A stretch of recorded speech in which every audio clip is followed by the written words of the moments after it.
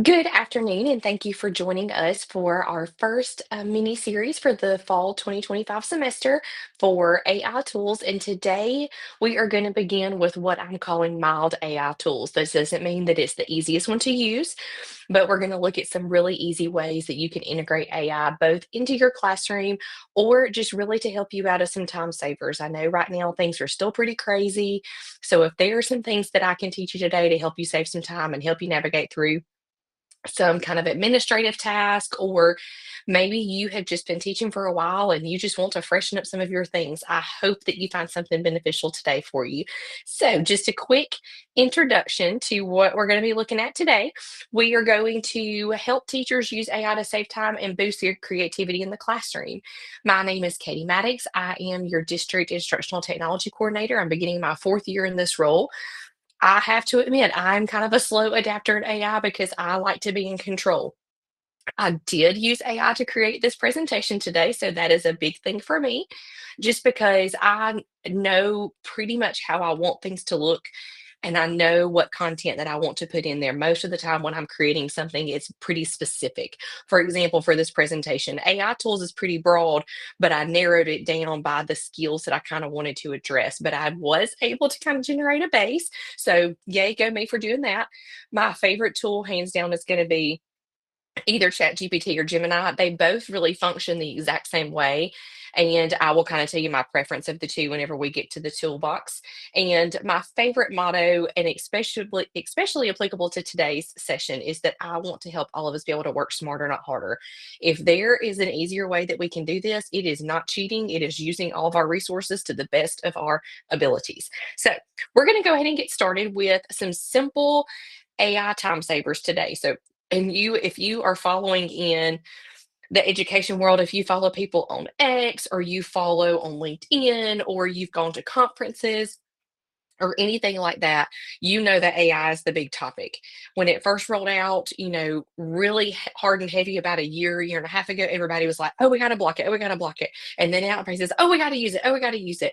We do need to use it. We do need to be cautious. And so this is why I hope that doing some informative PDs and things like that for like this, that I can really teach you the effective way to use it, how it works, so that we're not scared of it. We can embrace it and be able to use it well and model that use for our students as well. So these are some areas that we can look at that we really could utilize AI to cut down on some time. So drafting communication. One of the greatest things that I use AI for is to be able to come with social media posts. If you didn't already know, the secret is out. I am usually the one who is posting on social media for the Chilton County School District. And sometimes there are just only so many ways that you can say, Happy Principals Day, or whatever the days are. So I like to use an AI tool to help me come up with some more creative ways to say those things, just so that it's not so repetitive every year. I have a colleague or a friend who works in the business world that actually was attending a conference on AI. It was like a 4-day conference on AI, and it was about how to use AI on social media to help promote your business. And so he has been getting after it on Facebook, trying to publicize things and put things out. And I kind of giggle every time I see something because I know that he wrote it in Chat GPT. Even my own husband, whom I have been training our district on AI for over a year, came home and said, hey, did you know all this stuff that Chat GPT could do? Yes, that face with the lines on your eyes and your lines on your mouth, that is my face whenever my own husband has not listened to anything I've said over the past year. So, drafting communication, and we're going to do some examples of these things today too. I'm just kind of going through some things that we're going to look at. Content summarization. This is a really big thing for multiple reasons. It is really good for us to be able to put all of our content and get it down for students maybe who are absent. We also want to be able to kind of maybe that is another modification that we could use for some of our students who need accommodations in the classroom, is that we can take longer presentations, longer lectures, and we can chunk it up and do some summaries and key points without them being overloaded with information.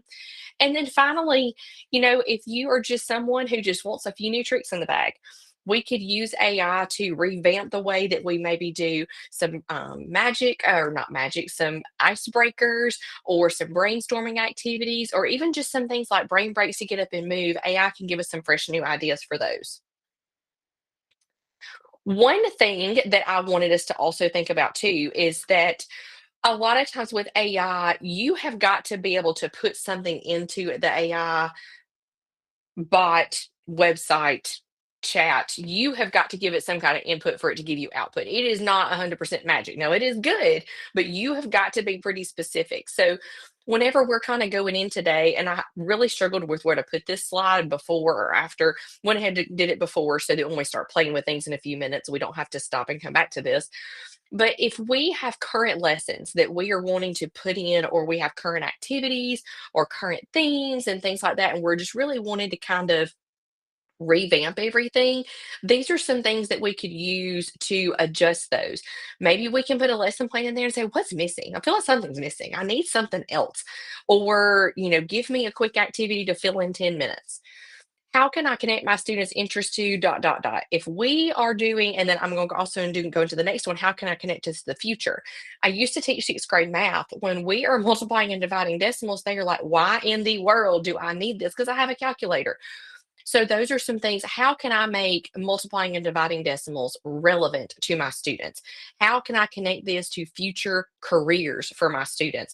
How can I help a 12-year-old who thinks that most things I say are dumb be excited about what I'm teaching? So we can use AI to just give us some suggestions to say, well, you know what? You're going to need this one day because da da da da da. How can I use this template or this fun idea? I do follow a lot of educators on X, and I see all these cute little things, and I'm like, yeah, but I don't know when I'd use that. I don't know how I would use that. You can put pictures and files and things like that into these chat discussions and be able to say, how can I use this? What is this for? And it can give you some ideas. This one is awesome. Make a visual representation of this. Maybe you have got this outline of something or this really great lesson, but you have zero visuals. I did also teach science for a very long time, and I taught earth science for sixth grade. There's a lot of things about earth science that you really need a visual for kids to be able to really understand. For example, when we're teaching earthquakes, I know everybody has a pretty good idea of what an earthquake is, but most kids in our area haven't experienced an earthquake. They don't understand what it's like, what damage it can do. Hurricanes, we got you. Those happen here. But sometimes we need some extra clues and some extra visual reminders. And this is really great too for our students who are not native English speakers, our students who, again, need accommodations or need a few more explanations or need a good visual to associate those words with.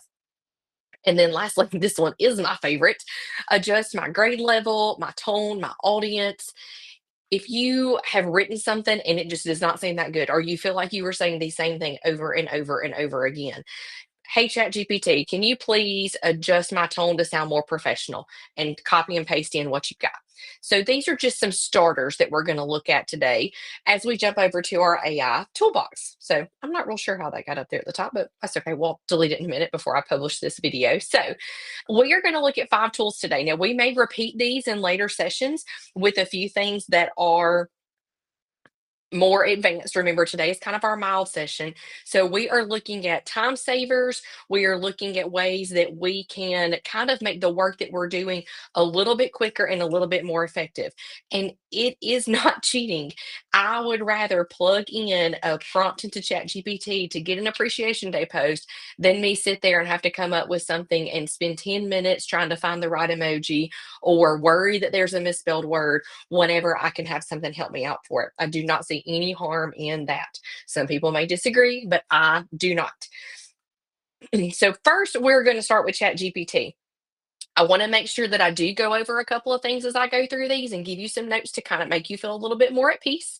So, ChatGPT is open with our school district. You can log in with your Google account. That is okay. And it is approved for kids that are over the age of 13. Now, we do not want our students over the age of 13 necessarily on this app because they can plug in and do things. That may be like plugging in questions to test answers and things like that. But we have blocked it for students that are over the age of 13. And we may have just done it particularly in the middle school grades. We may have gone all the way up to 18. I'm not real sure. I'll have to double check that. But it is open for staff, it is open for adults. And the thing about it that I do want to remind you, I'm gonna try not to get ahead of myself because I have a slide about students too, is that if you correctly model the use of this, they will begin to understand more how to use it. If we just kind of treat it as a taboo thing, then it's going to become more attractive and they're going to use it in negative ways. Just like we teach our own kids how to do things positively and how we want things done at home, we've got to do those same things for our kids here. So this is our logo for ChatGPT. I have actually replaced my little widget on my home on my cell phone, replaced Google with ChatGPT because I use it a little bit more. So once you log in with Google, it kind of saves over here. So I may have some really crazy things over here. So just kind of ignore that because some things I plug in and just play with stuff. But you also, I mean, if you wanted to have a paid version, then you could do that too. But you can store in with your, or you can just sign in with your Google account. That's totally fine. So if we have something, let's see if I can grab a document that's got some text in it. Okay, this one is a really good example. So write a social media post about offering Domino's pizza at local schools. So as you know, we have began hosting Domino's Pizza in our schools on, one day a month. And so instead of me trying to come up or Miss Hayes trying to come up with something that we, trying to just rack our brains on how we want to present this, I can just type in a chat GPT to, write me a social media post for that.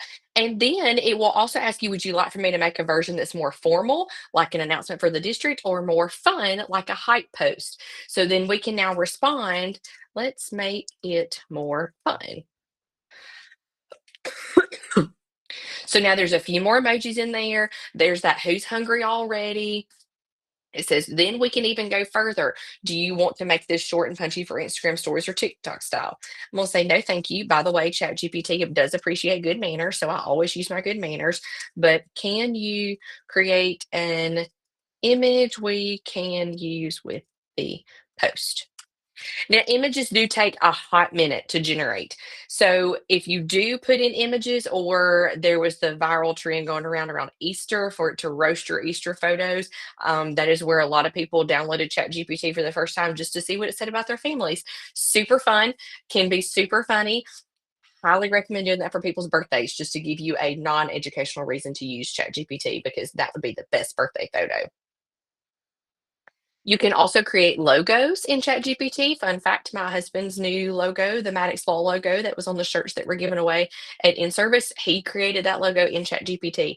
And it is not copyrighted because he created it with a generative AI tool. So he did not borrow or did not steal anything that he did not own the rights to. So it was created actually under a paid account because he thinks it's the coolest thing ever. Again, you know, blank line face because he never listens to me, but that's okay. So you can create images that are original photos with AI. I have also been in several schools that have made some photos with their mascots in school, backgrounds and in desks and in front of lockers and in athletic uniforms and things like that, that I think are really creative. And it gives, the students something interesting to look at rather than just a boring poster of a quote or something like that. So this is still kind of loading. If you, I'm sure by this point, have been pretty nosy and looked over on the left side, I have had ChatGPT built me dinner menus before for a week, quick and easy dinners for a family of four. It not only will build you a dinner menu, it will ask if you have allergies or anything beforehand or things that should stay away from. Then it will also make you a grocery list. There, I have gotten coffee recipes off of here. We were Googling, or we were posting in ChatGPT ideas to try to name newsletters. We use ChatGPT to come up with dress up day themes, party themes, lots of different cool things like that. And there's lots of things that I haven't heard of before too. So it's definitely a good place to go. If you feel like you're doing the same old, it kind of revamps it a lot too. So our image, and also it will give you a notification too when your image is ready. So now, can I go make this in Canva? I can, but then again, I have got to think about this. What color do I want the background to be? Does that pizza look good, or does that pizza look gross? Do I use a real picture of pizza or a clip art picture of pizza? And this is super simple. I can copy it, I can share it, and I mean, it's just all right there for me in one place. And remember, ChatGPT loves its manners, so you want to be able to give it some good feedback. Also, the more you use it, if you begin to like things that it gives you, then it's going to kind of start tailoring to your style. It may say, if I'm using this redundantly for social media posts, it's going to kind of learn, okay, well, this is how Katie likes her media posts to look, or these are things that she looks for in them. So that one is kind of a good introduction on ChatGPT. The next thing we're going to jump over is exactly like ChatGPT, but it is Gemini and Google. Once again, this is an application and it is actually tied into our Google Workspace edition for Chilton County Schools. So you can log in with your Google account. All of your data that is with your Google account is going to be in here too. And there's the feature that makes me win Gemini over, or makes me lean more towards Gemini over ChatGPT. I'll show you in just a minute. But I do also want you to know that Gemini is only for students that are over the age of, I was looking for my presentation notes that disappeared. There they are. Gemini is only for students that are over 18, so it is only allowed for staff users. So we do have that monitored and it is blocked otherwise for students. So let's get a little bit more into something that we want to look at. So let's go to Gemini and say, I have got to host a grade level meeting and I have never been level before, or the grade level representative before. And my principal wants an agenda and I don't even know where to start. I've never even been to a meeting with an agenda.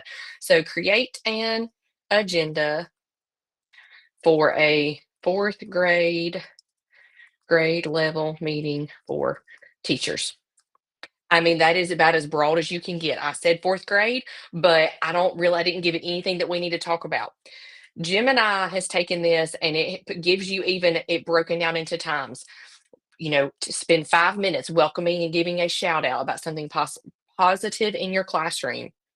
Curriculum instruction, suggestions on the math focus, upcoming units, your timeline, your pacing guide, reading, science. Maybe if you want to talk about students who are doing need some additional support and behavior management, maybe upcoming events, and then your closing and next steps. So if you don't know where to start with something, this is a great starting point. And if you're thinking like, okay, maybe, I like the idea of this, but not quite this. So, what we can do now is that with Gemini, since remember I said it's linked to our Google account, I can tell it, you go down here and use this little share and export button, that now I want this to go directly into a Google Doc. And now I'm going to start editing it to be exactly what I need it to be for my meeting. So, I'm just going to click that export to docs button. Hopefully, it will open over in a tab on this window so that we can look at it. And it may have just gone into my Google Drive. So let me see if I can find that. There we go. It gives me a little pop-up. And so now here is my meeting agenda. It is opened in a Google Doc. It is saved in my Google Drive, and it is ready for me to share to the people attending my grade level meeting. And that took me 5 minutes or less to create. And now we can go through, and if you want to take those times off, and if you want to replace some of these, you can do so and edit. And again, this is going to be original creation by you. You can go in and plug your logo in here, but it is ready to go. So I love that. You also can also remember to use your good manners. If you need to make changes or another, I'm here to help you get organized. So we can say, write an email to a parent requesting a parent conference for their child. So if you don't know where to start, if you're a first year teacher, I've never written an email to a parent before. I want to make sure it sounds formal. I don't remember how to write a friendly letter, all of those things. And now instead of sharing export to a doc, we can directly put this draft in Gmail and now we've got everything in there. Okay. So Gemini, again, this kind of wins out for me is because I love the ability to take everything that I'm doing and put it in a doc. Now over here on ChatGPT, I do have the ability to copy this now and then paste it into a doc. But I will tell you this, though, and then maybe it's because I've been using Gemini more for this, but I have used it to create meeting agendas, do icebreaker activities. I also used it to create an outline to help me kind of decide where I wanted to go with all of my AI features for my own presentation. So I really, really like this feature of Gemini. Okay, we are now going to jump over to a fan favorite of Canva. I did a Canva mini series in the spring, or I'm sorry, last fall, was very, very popular. Whoops. And we are going to use something called Magic Write. Now, do not have a ton of experience with this in Canva, but I will say this about Canva. We are going to do two things with Canva. I just linked to this because it goes directly to Try Magic Write, but then I'm going to kind of show you another way that I have used Canva too. So I'm just going to go directly to Try Magic Write. It's going to open up Canva for us. I'm already logged in and all that because I get in Canva at least once today. So here with the Magic Write feature, this is just a regular file. It's not a presentation or anything, but maybe, gosh, I don't know. I can do all kinds of things. A course outline. So I need to create a comprehensive course outline for a 12-week history class on Silk Road. Okay, maybe not. So I'm going to say maybe we're going to do 9-week driver's ed class. Okay. And then, of course, I may not, this is not going to come out. I probably should have left it the way it was, but, if you've got a brief overview of what driver's ed should be like or things like this. So I'm just going to generate and just see what happens. It may get really crazy. Okay. So it is generating and it is giving us literally things for 9 weeks. So what I love about this feature is maybe as a teacher, I have got this really big unit and it is huge. And I know that I need to cover it and I know that I need to do all these things, but I'm a newer teacher and I maybe in my brain, I don't know how to break it down to smaller pieces and what order it makes sense to go in. Maybe you're kind of a middle of the time period teacher where you've done this a few times and you really just want to redo it. Like you are tired of the way that you've done it before and you just want a new way. You just want a new something. So maybe you can do this. Or maybe you just want some new ideas. So this right here, I mean, that literally took a couple of clicks. Love, love, love that. I am going to come over here to just create something new and I am going to hop over here to presentations really quickly. So maybe that's not where I want to go. Let me go back home just for a second. I want to make sure. Okay. So Canva AI, here we go. So describe your idea. I'll bring it to life. Help me create a presentation about Digital Citizenship Week for middle school students coming up third week in October. So I'm giving it a prompt just similar to what I would give Gemini, but this is going to actually give me a presentation. And again, maybe I don't love the wording on all of those things. The presentation I created for y'all today, and at the very end, I'm going to show you how I did it too, just so you know. I mean, I will always be 100% transparent with y'all and may say some things that you may not even like, but you may not like every bit of it. But if you have a starting point, you can always go back and change what's in there. So now we can refine your design. You can go through and look at the slides it picked. You can look at the topics that it gave, and it just gives you a starting point to be able to be creative from there because sometimes getting started is the hardest part. So Canva has got some really cool things built in. Again, I'm just going to go to home real quick and show you what I did. You have your designs. You can look at templates, which is where you just go find where you like the way that looks, and then Canva AI, you bring it to life. Okay. I don't know if I have any special education teachers on here today, but this one right here might be a game changer. Create a photo schedule for a preschool student. So a lot of our special education pre-K classes, they have got photo schedules up so that the kids know what to prepare for, or and they know like what's coming and things like that. So here is, oh, okay, I need to review that. Sorry, can you create a schedule with picture cards for a daily preschool classes, daily routines? So a great opportunity right there. That maybe wasn't specific enough. Maybe I knew what I was talking about, but it didn't really understand. And we're still really not going to probably get a whole lot. Maybe. We might could go through and look at some of those. Let's see.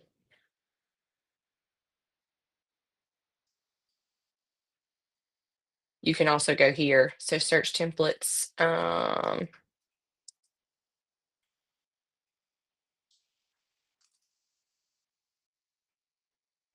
So this would be an example of what I was trying to do right here. Some things like, the scheduling task cards and stuff like that. So maybe I didn't use the correct words. Me and Canva AI are not real good friends like me and Gemini AI are yet. But, you know, you can find a lot of stuff in Canva that's similar to this that again is going to be a time saver. It may not be exactly what you want, but it gives you a starting point and then you can go from there. By the way, things like this, make them in Canva. Do not order them off Etsy anymore. Okay. We're not doing that anymore. Okay. Notebook LM. So this is a great resource. I'm gonna go find my notes again. So again, Notebook LM is one of those that is for 18 and over, and it's only allowed for staff right now. So we have gotten some updates where we can go down, I believe, to maybe 16, but we're looking at that because it really, really, really is a good tool that can be used if taught correctly. So I'm going to go to try Notebook LM, and I have already done several of these because it just absolutely amazes me. So I'm just going to create a new notebook. And so, if we're creating a new notebook, we need to basically what we're doing in Notebook LM, we're going to find a source and we are going to make some resources from our source. Okay. So, I am just going to choose today's presentation as my source. Let's see if I've got it saved. Oh, I was doing a lot of work on our cybersecurity stuff this morning. So, and I don't see, yeah, for teachers. Well, that's awesome. I do not see the presentation that I'm currently working in, but that's okay.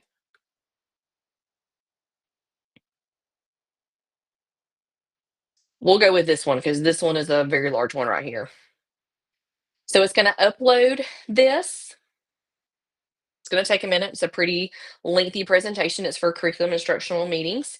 So if you're kind of looking at the screen right here while it uploads our source, we have a chat in the middle. So this is going to function like ChatGPT and Gemini. We can ask questions about the material. And then over here with Studio, this is the game changer right here is that we are going to be able to make an audio overview, which is similar to a podcast. It's probably going to run about anywhere from 10 to 20 minutes. We can also make a mind map, we can make flashcards, and we can make a quiz.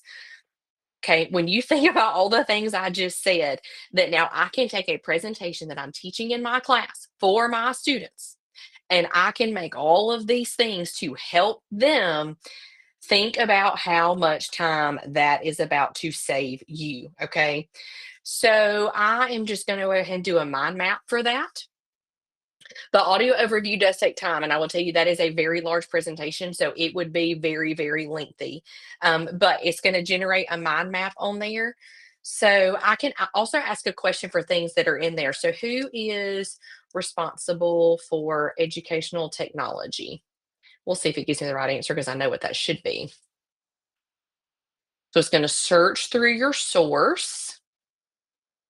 Sue Ellen Gilliland and Dr. Karen Anderson. Well, that would absolutely be correct and is an Office of Student Learning. So these are some things too that we can use to help refine the key points. So I'm going to say identify 5 key points from the meeting. Let's see, that's pretty broad. I don't know if it can get in there. But also, if you notice over here on my sources, I could go back and add more. So if I'm doing a unit on World War I, and I have presentations on like the beginning, the middle, and the end, or the end the war and the end of the war, things like that. I can upload all of those together and be able to create something that's comprehensive for my unit, like a unit overview. Maybe while that's loading, we'll check out this mind map that's over here. So, like, I can tell you right now, sitting through these meetings, it gets real crazy real fast. So, I love how it has broken down this by every department because these are all the departments that speak at these meetings. Okay. So we can look at the different areas and it will pop out the different things that were talked about during that meeting. And it also scanned through and did our 5 key points. Another notebook that I did, I'm going to see if I can go back to it. This one right here is our scheduling workbook for Power School for counselors. I'm gonna tell y'all, it is a booger to look through. Being able to put that in here for new counselors and highlight some important things was awesome this year. So, um, Notebook LM, I think, is something that is really, really going to be transformative of the classroom, and I would really, really encourage you to check it out. And again, I'm going to double check on that age stuff because I had somebody I've talked to about that this year so far. And the last one, which I have already hit my limit on because I just downloaded it today, I was trying to be all techie, that I wanted to talk about is Otter. So it is actually a cute little extension that is part right here. And what Otter is going to do is it is going to take notes for your meeting. So I have mine set to record all of my Google Meets and it's going to transcribe notes for me. So I was doing that today and I was going to see what I got out of it at the end and go from there. So I will have to keep you updated on Otter. Now, one brief thing before we go is I want to talk about our students and AI. So the thing about it is that we do have these tools, and like I said earlier, modeling the responsible use of these is key. We want to monitor what our students are doing because if we have students that are using them maliciously, then we need to know what they were doing. Why were they, how were they doing that, and how are they not being observed? So that is why we have things like ClassWise, so that you can monitor their online activity. We also want to make sure that they know about those age restrictions and privacy policies. I have trained my own kids that there are certain things that we are not downloading because mommy can look at those rules and mommy can knows that it says, and I will show them that it says if you're under 13, that is not COPA compliant. Like there are legal restrictions for this. That is why we vet all of the applications and programs in our department before we push them out to our students. So I'm not being mean and telling you can't use that. I'm telling you you cannot use it because it is not appropriate for students and there are legal guidelines that we have to follow. One thing I do want you to know too is to know where your data is going. Checking those privacy policies, it does look like a lot of wording, but there's usually always a section that clearly says what we do with your data. Where are we sending it? Is it going to third party vendors or is it not? Otter, I had to connect with my Google account, and it told me specifically it wanted access to my Google Calendar and to Google Meet, and one other thing, I can't remember what the third thing was, to be able to link in with my Meets and my calendar to be able to have access to that. And so I was able to clearly read that, and I granted that. And another tip that I heard this week is that if you are making an assignment, for example, let's go to English class and we are writing an essay or a paragraph or something, and you are terrified your kids are going to make it in AI, guess what? You do it first. You make it in AI and you say, okay, look, this is what AI has given me. So if yours sounds exactly like this, I'm going to know where you got yours from. Now, can we take what we are doing and use AI as a personal tutor and say, how can you help me make this better? Sure, we can do that too. But you also plug in where your students could, what the possibilities are. You investigate those first. The last thing that I want to leave you with today is that our AI skills really can transform our teaching. It can make our time be used more effectively. It can help take some of that paperwork and those administrative tasks off of us. It can make lessons new and more alive and more engaging. And it can help you, especially reach different populations that have been hard to before. But I will also tell you this, it is never, ever, ever going to replace you standing up in front of your kids and teaching your children. Because all of the things that we do today, I didn't just open it and it didn't just teach me something or didn't just give me something. I had to give it input and tell it what I needed. And so there has to be a human element to it too. And that's you. So I want to encourage you that it is not scary. Just take a little baby step with something today, and I'm going to go back and link the form on this website or on this slide as well. And then you'll also get it in an email. There is my email, my direct office number. And then that is a link to where the training is going to be posted for this. If you missed out on this one and you want to come back later or you want to refer it to a friend, I would love that.